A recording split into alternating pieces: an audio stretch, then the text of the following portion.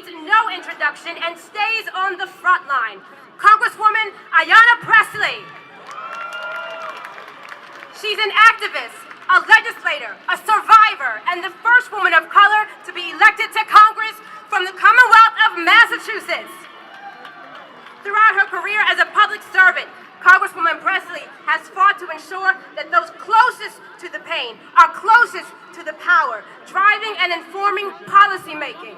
Prior to her being elected to Congress, she served on the Boston City Council for 8 years and was the first woman of color elected to the council in its 100-year history. Please welcome Congresswoman Ayanna Presley.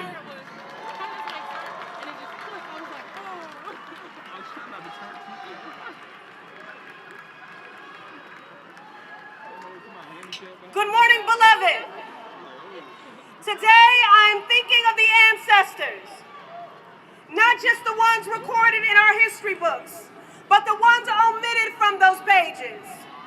The justice seekers, the freedom riders, the organizers, the community builders, every loved one that packed a brown bag lunch, led a freedom song, risked their life and livelihood, that Vaseline and elbow and set up a prayer.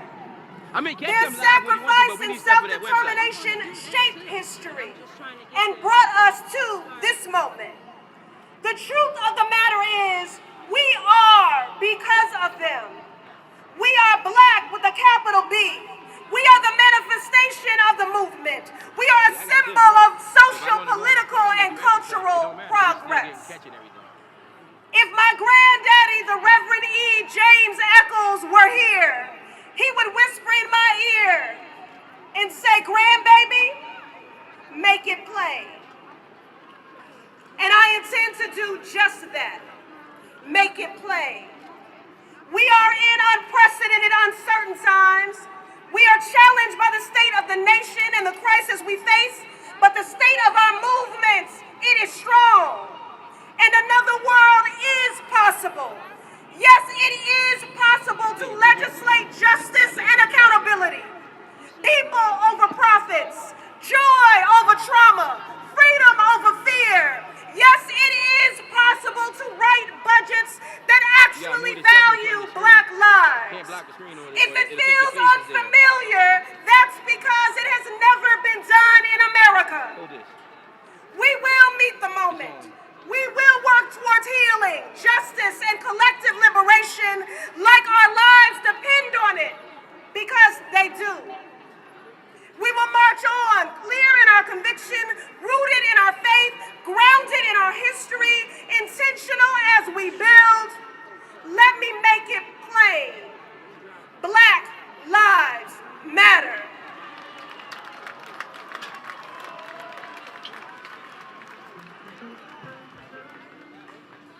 They ain't even start filming yet. Good, now I can get the wide shot. Take that so long. And the signal in the world, so it's going to be keeping running out anyway. Our next speaker is Representative Adriano Espiont. Espiont proudly represents New York's 13th Congressional District, first elected to Congress in 2016. Espiont is serving his second term in Congress, where he serves as a member of the influential U.S. House Foreign Affairs Committee, the House Committee on Transportation and Infrastructure, and the House Small Businesses Committee. Throughout his 10-year career in public service, the Congressman has been a vocal advocate for protecting tenants, improving schools, and making serious, smart investments in economic development, job creation, environmental protection. Prior to coming to Congress, he served as a New York State Senator, during which he represented the neighborhoods of Marble Hill, Inwood, Washington Heights, Hamilton Heights, West Harlem, Upper West Side, Hell's Kitchen, Clinton, and Chelsea. Please welcome U.S. Representative Adriano Espiont.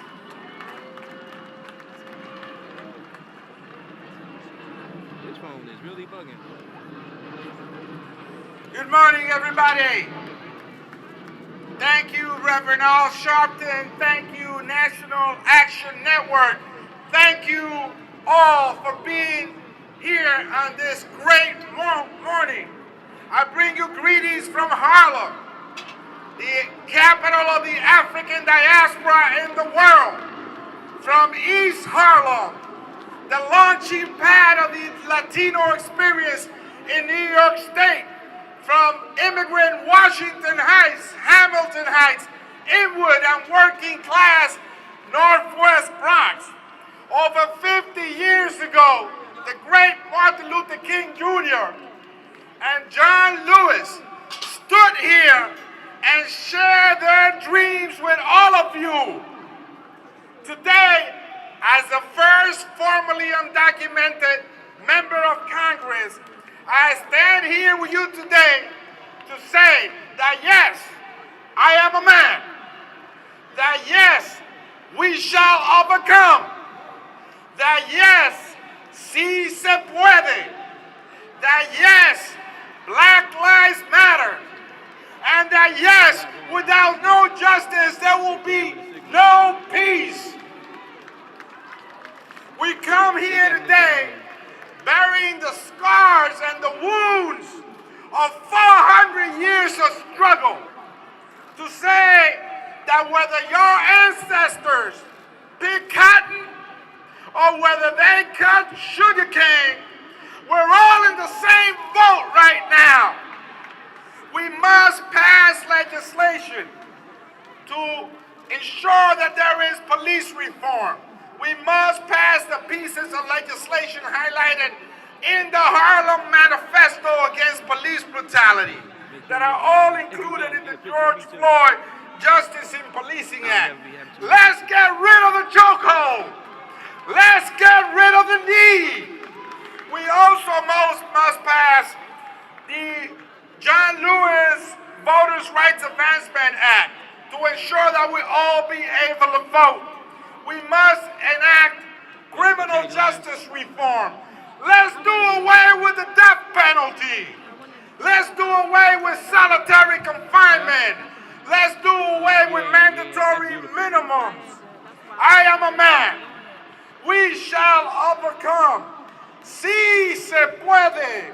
No justice, no peace, and Black Lives Matter. God bless you and keep the faith. I don't know what you're doing, but you're wearing the ink off of it. It's on the back one.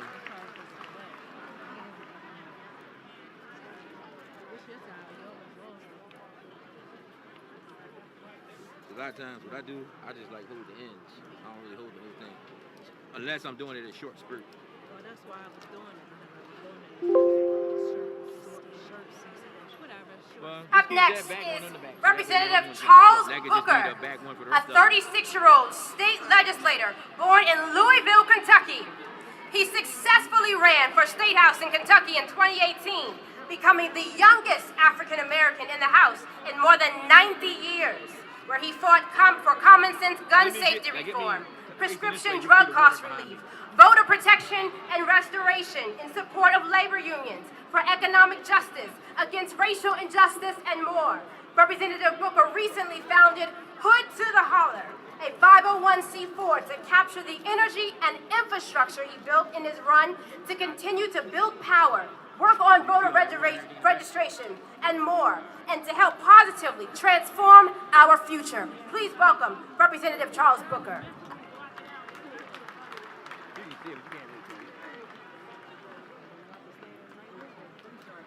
We stand here in the legacy of the dream.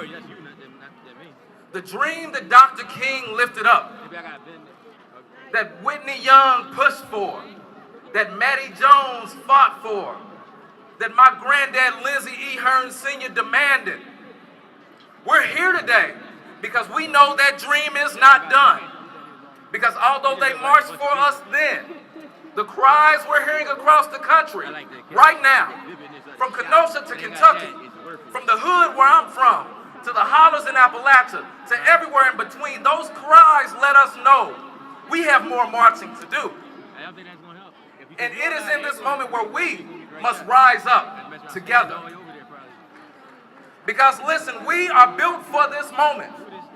We are on the shoulders of giants, but we must step off of those shoulders and lead ourselves. We are the dream. But we must turn that dream into demands. Demands for real justice. Demands for humanity. Demands for accountability. Demands for an end to poverty. Demands for an end to racism. And I am a living witness as the youngest black state legislator in Kentucky since the first one. And yes, I did stand up to run against Mitch McConnell. I am a personal witness that we are ready for this moment. We're built for the work we must do. And if we come together, all of us, if we stand united, if we march together, if we bend that arc together, there is nothing we can't do. There is no mountain we can't move. And there is no root of racism we cannot pull up. So we got to do it right now. We got to do it yesterday, so we definitely got to do it now. And I stand here as a young man in the legacy of a giant, Congressman John Lewis, who said 57 years ago some words that still ring true right now. We have to lift our voices together and say to America, wake up. Wake up, America. Because we can't stop, we cannot quit, and we cannot be patient. Let's win together. Let's fight together. Let's transform our future. Brianna, I'm representing you right now. Thank you all. You want these flyers? Yeah. Thank you. Yes, sir. Very well. Did you register for the march too? I registered for the march, but I never Oh, okay. Next, we have Tyleek Mcmillan. He serves as the National Director of Youth and College Engagement and is a policy advisor for the National Action Network. A recent graduate of North Carolina A&T State University, Tyleek is a proud member of Phi Beta Sigma fraternity, the Ayanna Chapter, and hopes to one day serve as a legislator on the Hill. Please welcome Tyleek Mcmillan.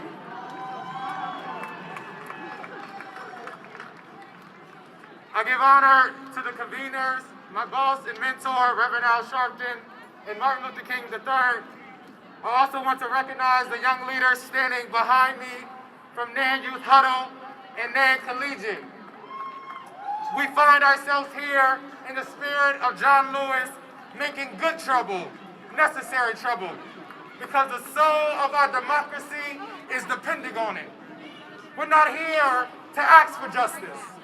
We're not here to negotiate justice, but we are here to demand justice. Far too many times we have been cut out.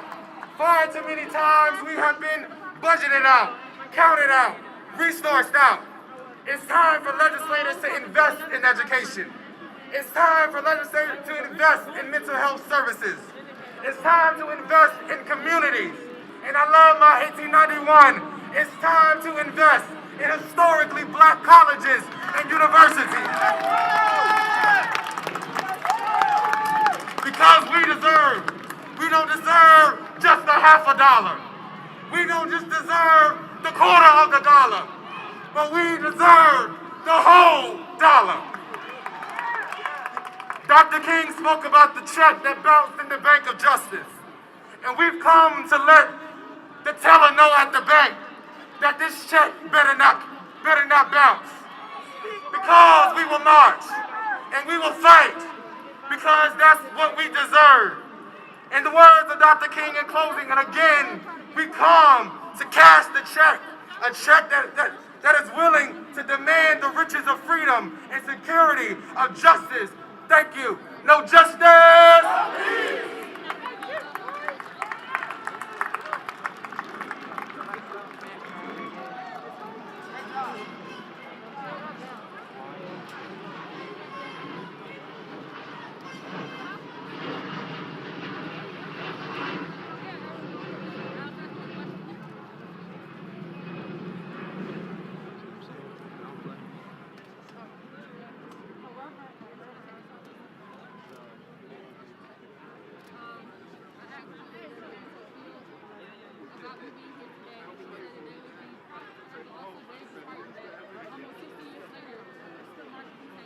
I hear you back there. No justice! That's just to echo you. Next up, we have Janet Moriga. As someone who has experienced the promise of the American dream firsthand, Janet has devoted her career in public service to opening the door to that dream to millions of American families. As a key figure in the Latino community, she continues this mission as president and CEO of Unidos US, a large national Hispanic civil rights and advocacy organization in the US. Welcome her to the stage.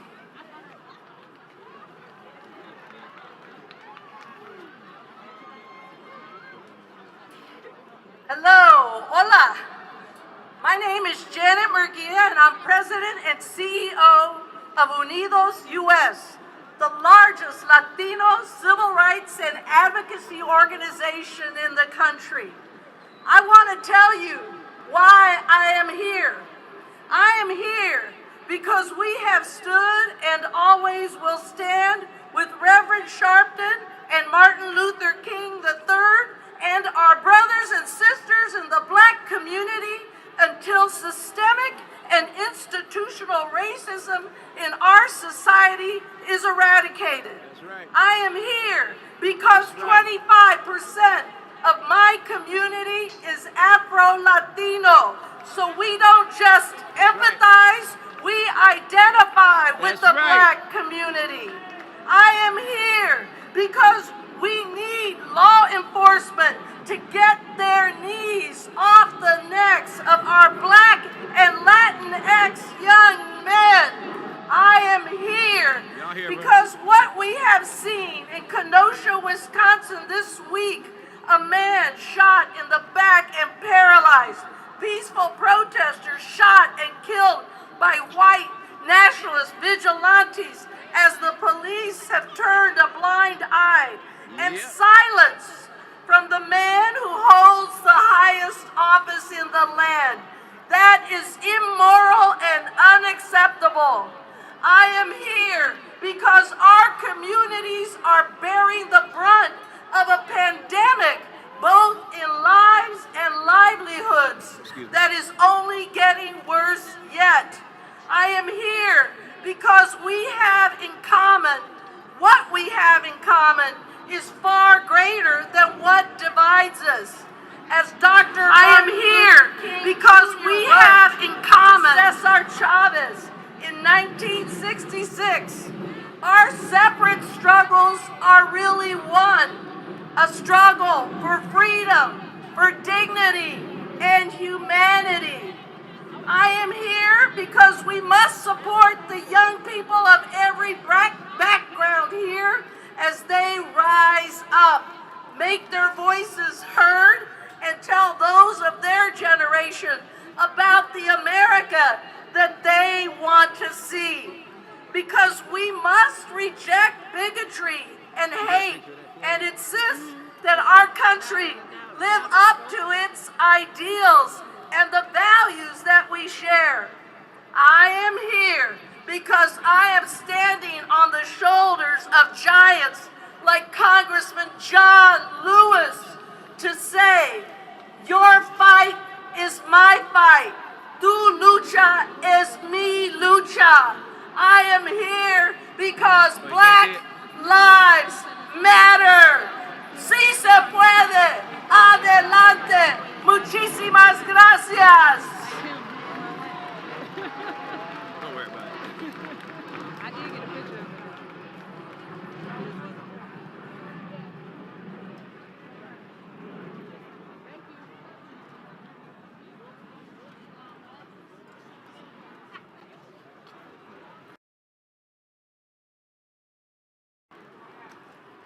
Up next, we have Reverend Dr. Richardson, who serves on the board of several corporations and national organizations and is currently chairman of the board for the National Action Network. Reverend Dr. W. Franklin Richardson is pastor of the historic Grace Baptist Church in Mount Vernon, New York. He leads the largest African-American church in Westchester County, with a membership base of over 3,000 parishioners. Despite the interaction with U.S. presidents and heads of states, he has made sure to use the power of the pulpit to lift up local issues in the Mount Vernon area and nationwide. Dr. Richardson believes that grace must be at the vanguard of liberation and empowerment of African American people through our Christian faith. Please welcome Reverend Dr. W. Franklin Richardson.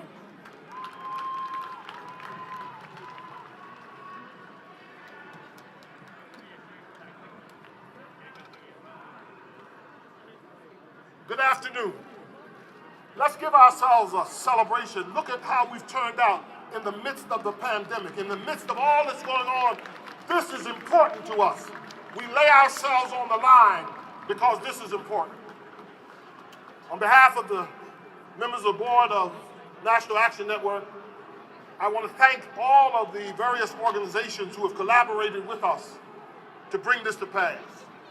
We celebrate the great leadership of our President, Reverend Al Sharpton, and Martin Luther King III, having convened us together. But our coming together for the speeches and the rhetoric of the moment will be meaningless if we do not leave here and activate and get involved and fight the fight and vote and encourage those who are not. We are at a crossroads in American history. We're at the intersection of perish or promise. If we fail to deliver in November, we will perish. If we fail to bring out our votes, we will not enjoy what we have struggled from. We're at a moment when all that we have fought for, all that our forefathers and mothers have died for, is at risk of being lost. Blood that's been shed for our freedoms is on the line, and we cannot perish. We must stand up. We must fight. We must engage every resource that we have. We still believe in America's promise. Not only are we on the precipice of perishing, but we're on the precipice of realizing the promise. And the promise is a nation where every person, black or white, yellow, red, male, female, LBGT, every dimension of our humanity is in the promise of a great America. And so I challenge us all to believe in a better day, to make the sacrifices, to make sure we go back to our cities and knock on doors and call our friends, because this will be a sham if we fail to bring out the vote on November the 3rd. This will be mockery if we do not deliver ourselves to the polls. This will be a disgrace if we fail to engage our resources to deliver on our own behalf. And our forefathers and mothers who lay in the cemeteries will want to turn over in their graves if we fail to deliver in this moment and grasp what they fought for. God bless you. Let's go. Let's get this done. We're able. We're powerful. Use the QR code that's on the screen that talks about the Black Church. 75 votes, 75. All of us must be engaged. God bless you. And I look to see you in the near future at the victory celebration. God bless you.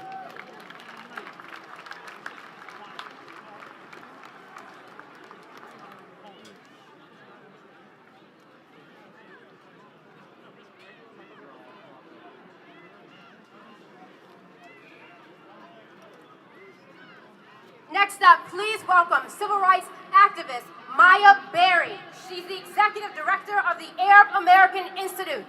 Please welcome Maya Berry. You guys look amazing. Reverend Al Sharpton, Martin Luther King III, thank you for your leadership. To the National Action Network, thank you for convening us today. To the families who've lost loved ones to racist violence, I am so sorry for the pain you have been forced to endure. I'm humbled to stand and march alongside you today and every day. My name is Maya Berry, and I'm the Executive Director of the Arab American Institute. On behalf of 3.7 million Arab Americans across the country, I stand here today with you in defense of Black lives. We do so because it is right, and regrettably, because it is necessary to declare that Black Lives Matter. We do so because we understand that until the killing of Black men, women, and children stops, until systematic racism and anti-Blackness is addressed, the America we all desire cannot be realized. For each life taken, each family destroyed, each neighborhood brutally patrolled, and for each protester taking to the streets to demand that all this stop, targeted by the same system of policing, justice will not be served by reforming tactics or trainings. Here's the simple truth. It's been 168 days since Breonna Taylor was killed in her own home. No charges have been filed. The system is not broken. It is working as it was designed, and we must change it.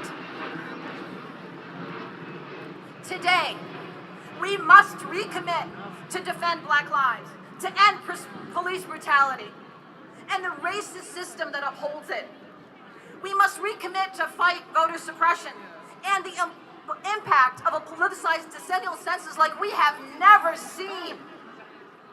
Just as the 1963 march and the mass demonstrations in communities across the country shepherded the passage of the Civil Rights Act and the Voting Rights Act, we must not stop until we have secured the passage of the John Lewis Voting Rights Advancement Act, the Khalid Jabara and Heather Heyer No Hate Act, and the George Floyd Justice and Policing Act. Just as matter is the minimum, these important legislative priorities must be where we start. Thank you.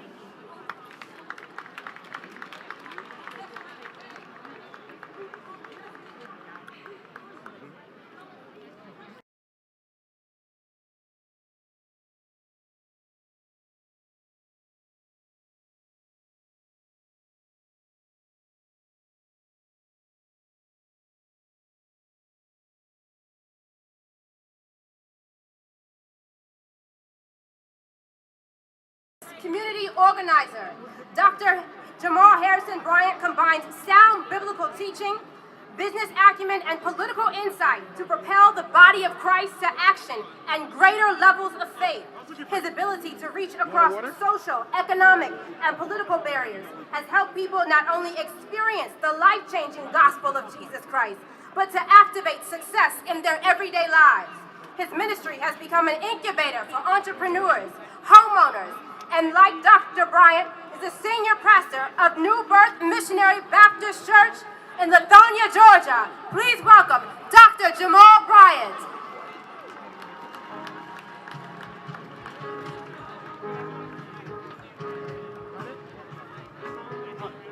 To our convener, organizer, and visionary, the man who God has anointed for this hour, Reverend Al Sharpton, we thank him for his courage and for his faith and for his distinction, as well as his commitment to civil rights down through the years.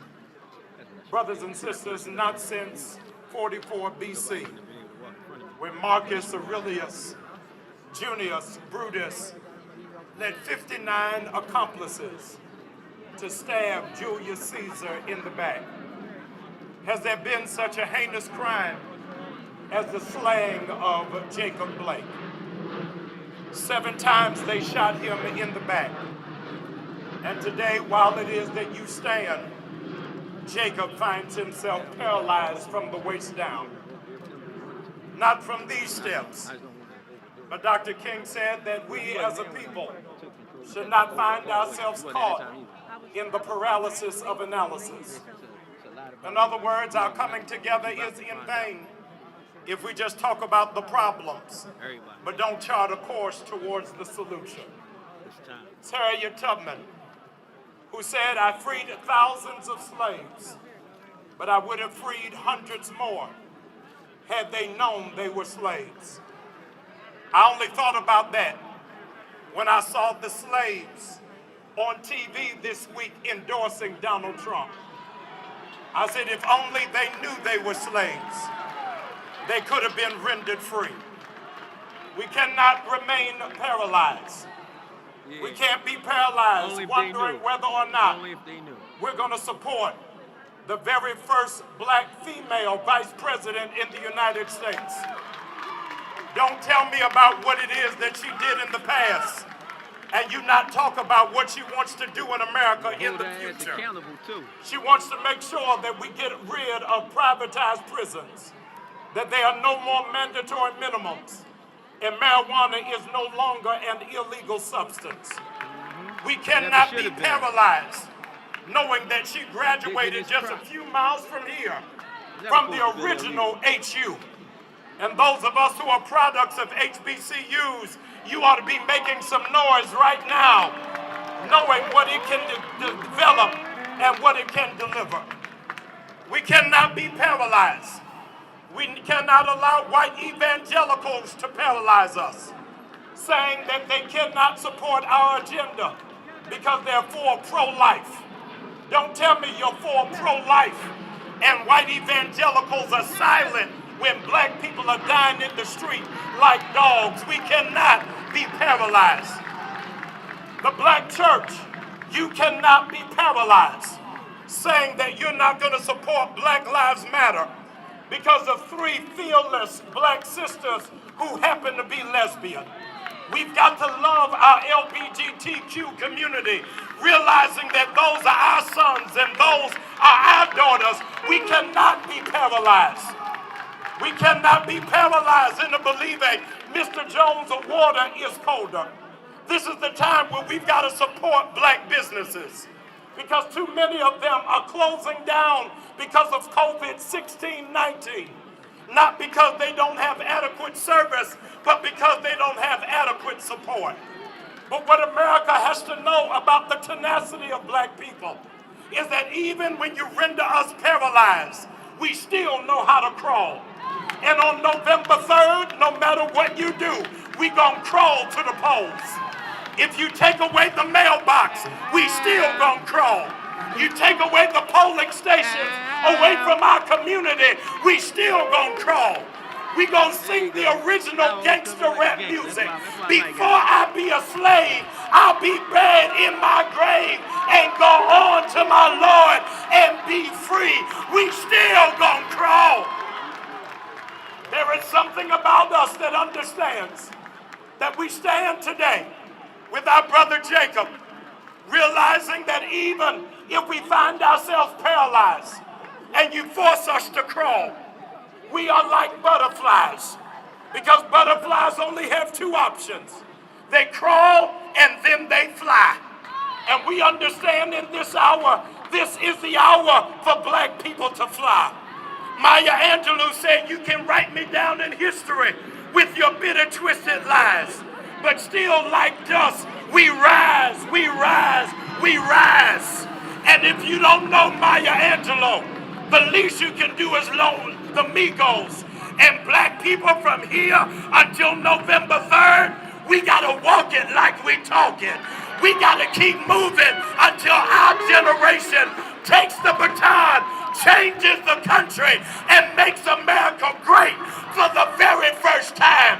Black people, rise up and accomplish what you will.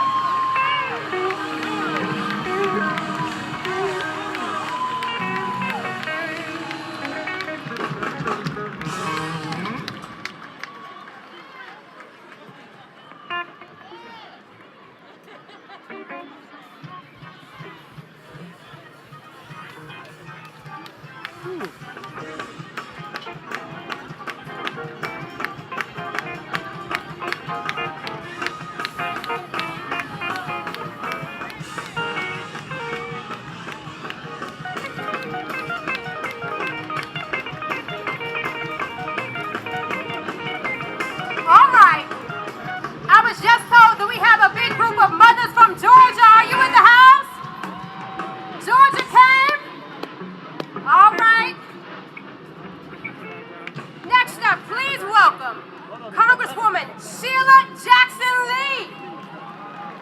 She is serving her 13th term as a member of the United States House of Representatives.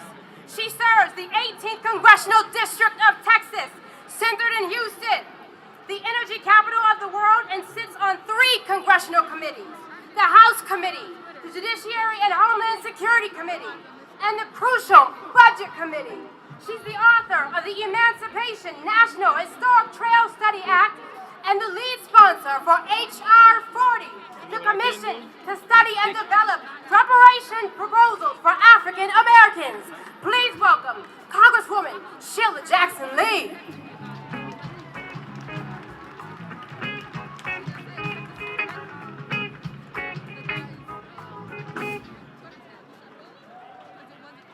I am a black mother who happens to be a congresswoman.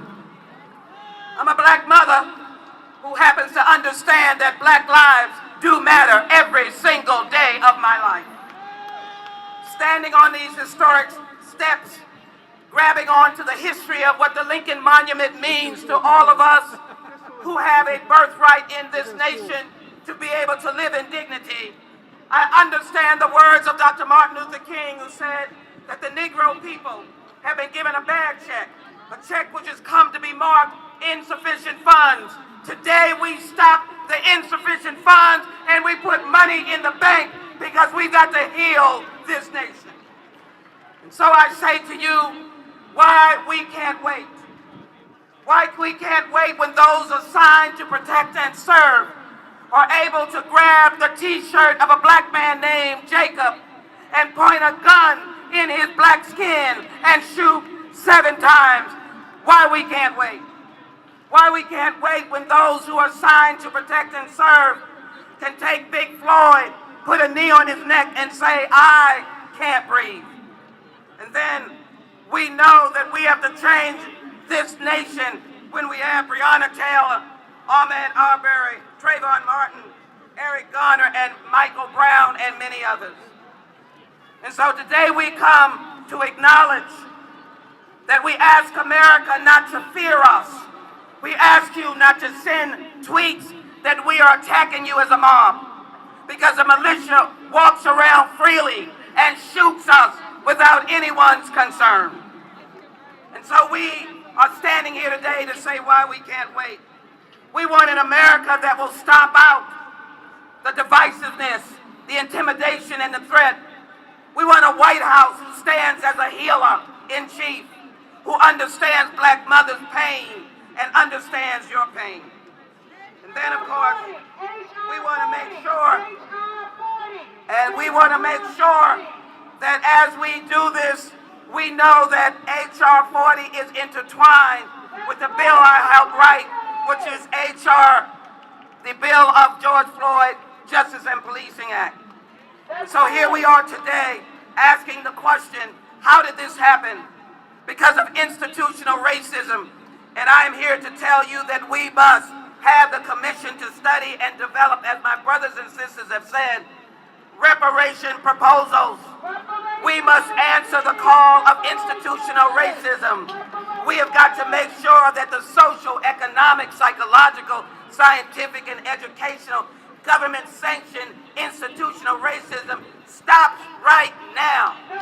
And as I told a 12-year-old, as I walked and told Martin Luther King's third daughter, that now today, this attack on us as people of color who died on the battles of warfare, who have died on the streets for civil rights, it will stop today. Thank you, Reverend Sharpton and the National Action Network, for understanding the importance of the Congress with over 150 co-sponsors in the House, passing H.R. 40. We will heal the nation, but we will not stop until the nation knows Black Lives Matter and reparations are passed as the most significant civil rights legislation of the 21st century. Now is the time. Why we can't wait.